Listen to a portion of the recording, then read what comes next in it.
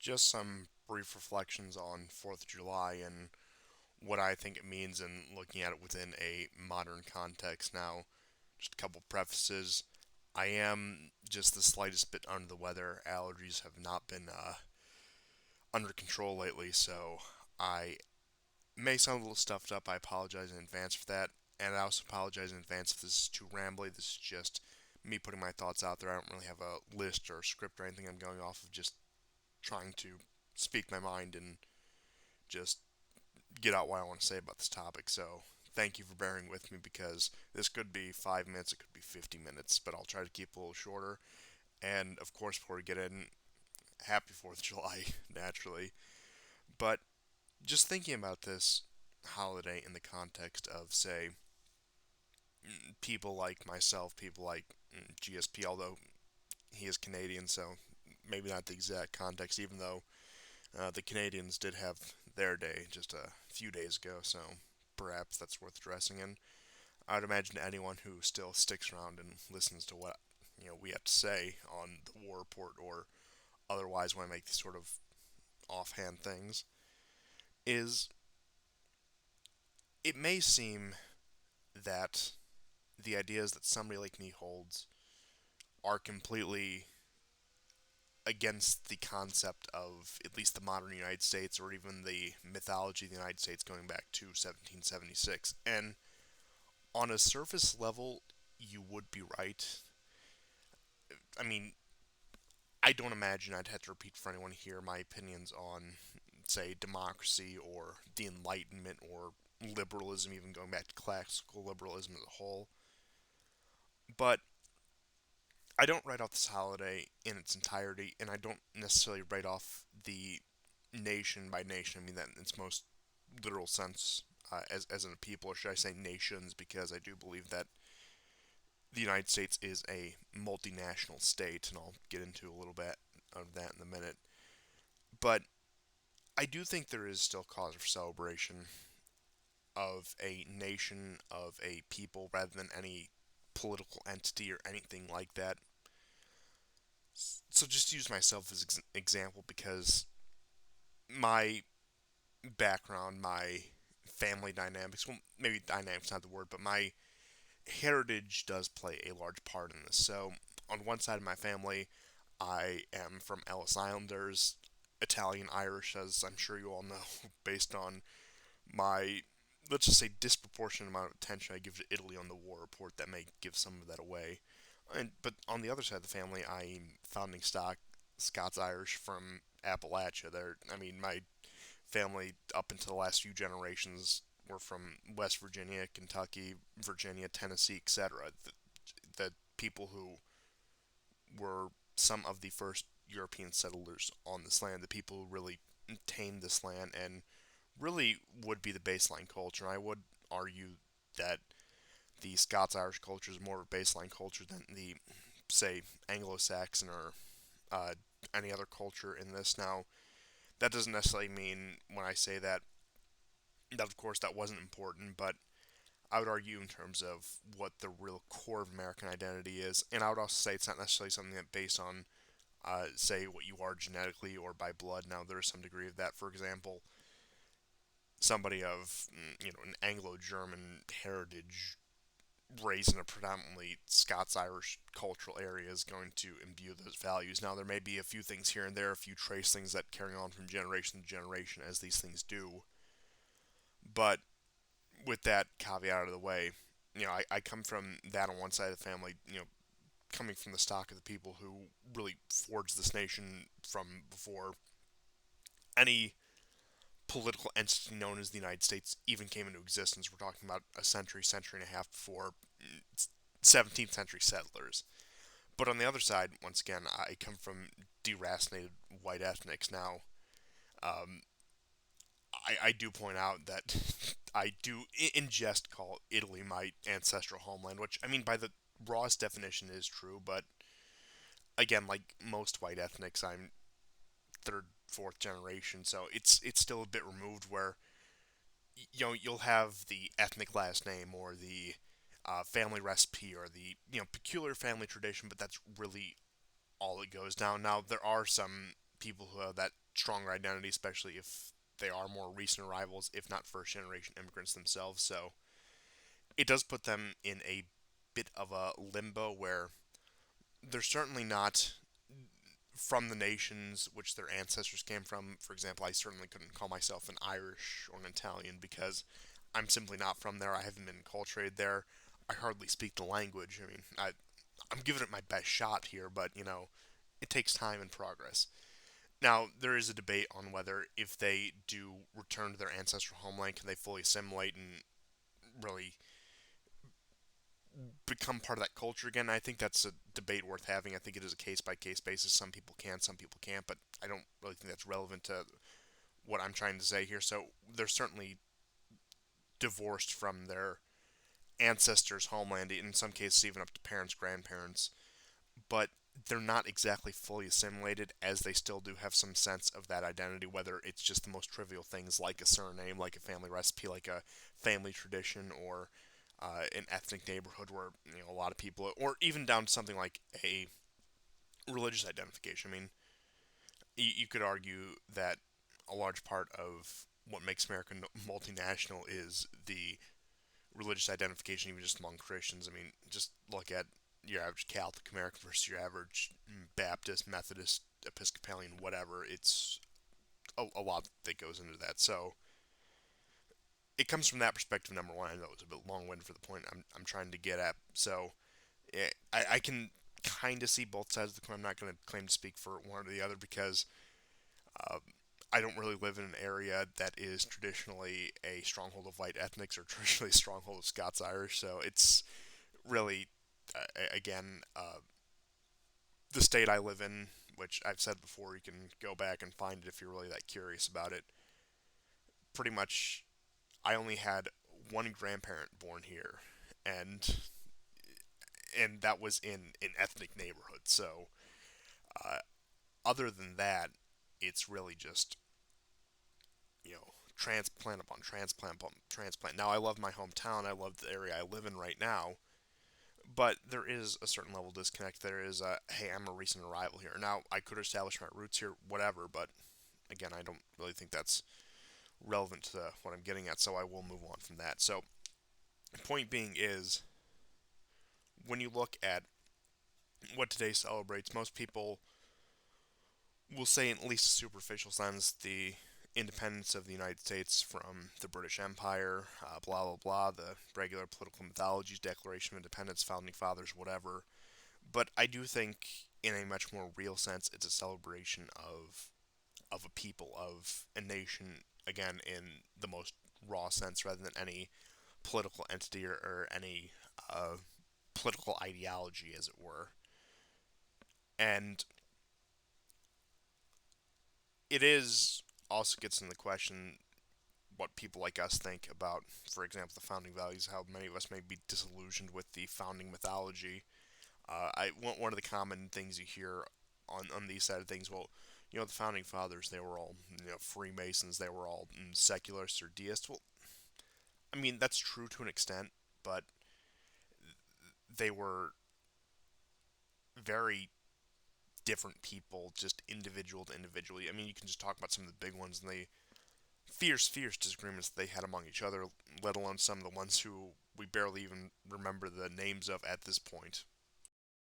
And really, just touching on the Freemason thing, it's not exactly like the British Empire was this bastion of traditionalism and anti-Enlightenment values. I mean, where do you think they got these values from? I mean, the original demands of the revolutionaries was just a seat at the table in the British Parliament, no taxation without representation. I'm sure you all remember your basic American history with that. So it's not exactly like it was this. It wasn't like the French Revolution, which I mean, even calling the French monarchy at that point some bastion of traditionalism and Catholicism and conservatism. That even that's highly debatable. But we're not talking about the French Revolution, so I won't delve too far into that right now. But it was really just an interliberal dispute, if you want to talk about it on pure political sense. Now, the men who actually took up arms to fight this war, it's because they wanted more or less self-determination. Now, sure, there was literature for the masses. I think the pamphlet of common sense comes to mind, Thomas Paine, where it was easily digestible by just your everyman. But if you get down to it, if you look at the reason why a shopkeep from Massachusetts or a uh, farmer from the Carolinas would have actually fought in the war, it wasn't for any higher values. It was because they felt that me and my kin and my people have founded this land, we've settled this land, we have been pretty sufficient. Now, again, whether that's true or not is irrelevant. Just in the minds of these people, been pretty sufficient, haven't been too reliant on the empire. The empire wants to assert a firmer control here and not give us a seat at the table. I think it's time for self-determination. I mean, fundamentally, if you talk to most American, or I should say, read the accounts because they're all long dead. Read the accounts of most people who fought in the American Revolution on the side of the revolution. It was accounts like that. Now, there were some people with higher principles or higher ideas, but ultimately, a lot of it came down to is I'm fighting for my home, I'm fighting for my kin, I'm fighting for my land, which I think is true of every war if we're going to get down to brass tacks on that. But in terms of actually celebrating and to deviate a bit from the history of it, some people argue that we should part ways with this. We should part way with American symbology. And again, I can't tell you individually what to do or what collectively to do. I've never really tried to present myself, and forgive me if it's come out this way, as a great thought leader, somebody who wants to influence your ideas. I just like to put my opinions out there because it's kind of fun and also a little cathartic, and you guys seem to enjoy it. So I figured, uh, why not?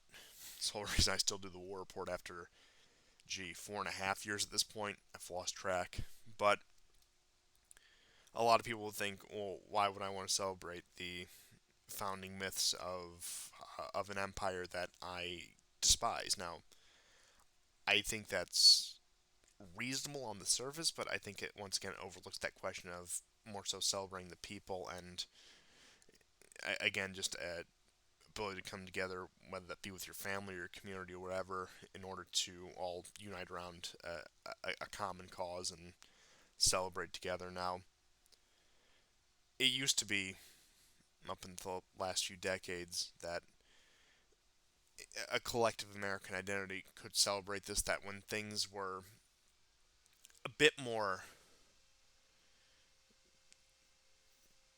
conciliatory between the American people, even with all the political disputes, that there was still an understanding of a shared national identity. Now, as for the question of American national identity, I know a lot of people will go back and forth on this. I will just say simply, my position is it has existed in many forms throughout time.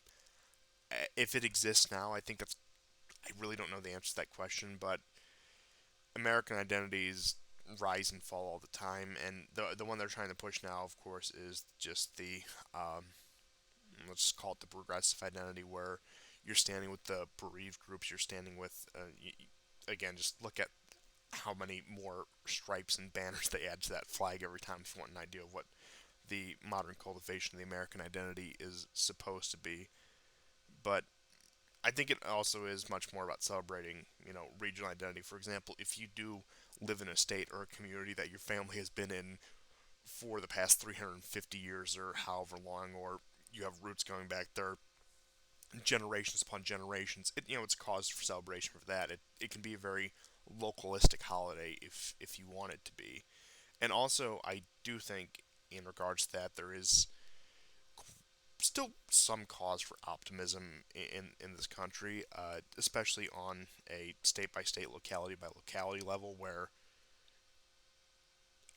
I'll be honest, I think federal level politics is a lost cause. I don't think it's even worth uh, engaging in a real sense, I should say. But if you're willing to focus your activism anywhere, one piece of affirmative advice I will give people is get involved on either a state or local level, because that's when you'll be able to affect change. I mean, just look at some of the recent decisions that come out of the Supreme Court. They just come from just these really small cases that just get fed up the chain. Now, I know that might sound hypocritical considering the fact that Supreme Court, federal body, whatever, but I do think if there's anywhere to dedicate your time, money, and energy, if you feel the need to, it's on a local or state level, and that's what I would say to anyone.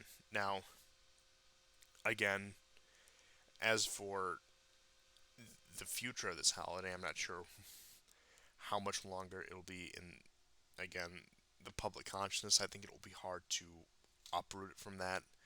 I know people have speculated that some of these other things they've come up with, for example, like the whole Juneteenth thing might be to displace. This might be to be a replacement summer holiday. I don't know. Maybe, maybe not. I'm not even going to try to speculate insofar as that is concerned. But with all that being said, I think that the cause for optimism, the cause for celebration is that, for the time being at least, the system still accommodates a lot of localism, a lot of state governments where, and of course, I would never advocate for anything illegal, and I'm not advocating for anything illegal. You know, just stating what I think will happen rather than, what I, rather than giving any opinion on it. But I think the federal government of the United States will not last in any effective sense. Now, it may be there as an official body for the long-term future, but its effectiveness over time will dwindle, in my personal opinion, and more power will be ceded to the states to the point where, between certain regions of the country, it may be where it's effectively under the governance of another polity. Now, I don't know how far that will go, but I could see that over the course of the next several decades of a more and more impotent federal government lending itself to the power of increased states and localities. So I think, insofar as celebrating this nation, celebrating its polity, um, I can't force you to do anything with your life, but I do think there still is cause for celebration just as a people, especially, once again, if you are somebody who has this deep rooted family history here, if you're somebody whose ancestors actually did fight in the Revolution, or even going back, beyond that, back to the colonial days, or even more recent arrivals, if your family has made a mark on this nation, or has made themselves a comfortable life here, or really found their home here. Uh, you know, I know it may come off that I may seem very anti-American. I just dropped my glasses there. I apologize for any background noise, but, and I also apologize. I am starting to lose my voice a little because as I said before, I am a little under the weather. But insofar as I might sound anti-American, I certainly am anti-American empire, and I certainly do feel a level of disconnect from America as a nation, as a people, because, as I explained with my bit of convoluted heritage and family history, there is a certain level of disconnect there. Um, I certainly don't hate this place. I certainly don't hate this landscape or landmass. In fact, I think North America, just speaking from a purely natural standpoint, is one of the most beautiful and idyllic places in the world. Now, a lot of people would disagree with me, but I think when it comes to just natural beauty alone, North America has a lot of places beat and is possibly one of the greatest places in the world when it comes to just wanting to see nature in its purest form. One thing I still will give the federal government and this country is that our federal park systems and just our natural monuments and everything are still very nice places for the time being. Now, that could all be squandered in the future. I don't necessarily know, but uh, certainly, I know it sounds cliche. I know it's been something that's been picked up, especially over the past century or so, where it's really a love for a nation and a hate for government. But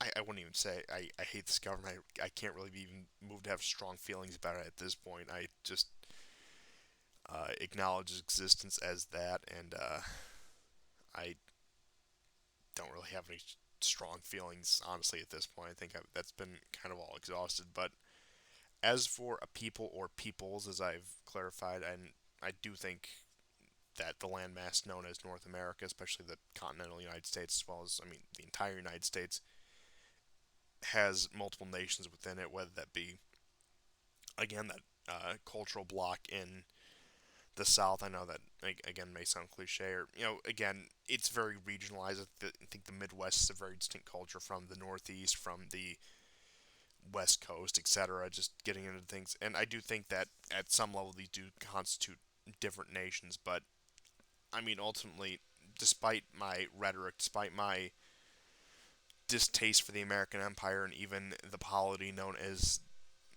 the United States of America in just the broadest sense, I still do have an affinity for this land just as an actual land, landmarks, geography, what is physically there in nature, and I still do have a bit of affinity for its people. I'm not completely uh, disillusioned with this. Now, I've mentioned before, and I still will mention just on a personal note, I do consider emigration an option, something I haven't ruled out exactly.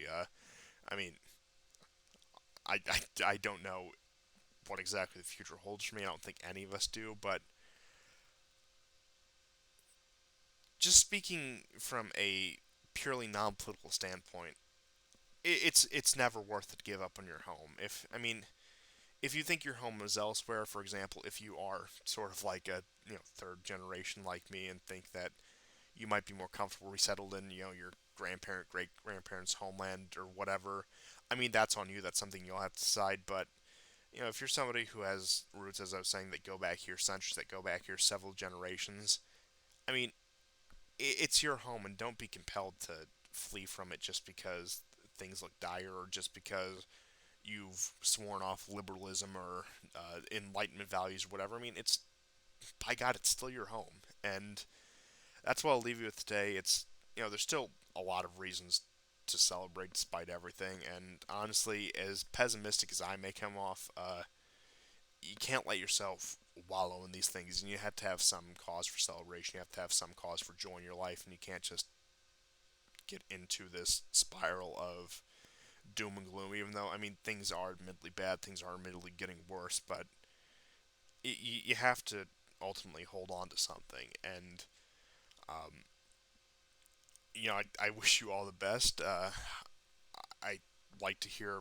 just your general thoughts on this because I know our audience is from all over the world. I look at some of the channel demographics when it comes to the viewership, and only about a third of it at best is from the U.S. So we're getting a lot of international views. So I'm curious what you have to, what of course, Americans have to think about it. And I'm also curious what the outside perspective looks like. How does somebody looking at this from a country in Europe or Asia or Australia or whatever, uh, how do they see this, and what's their take on the world's foremost empire from the outside? Like, can you differentiate between us? Do you think my assertion that America is some multinational state is just absurd, and that if all Americans are just the same? Do you? I'm really curious what your perspective is. I'm really curious what the perspective of the people, especially within the United States, are. But I guess I'll see you guys next time, and goodbye.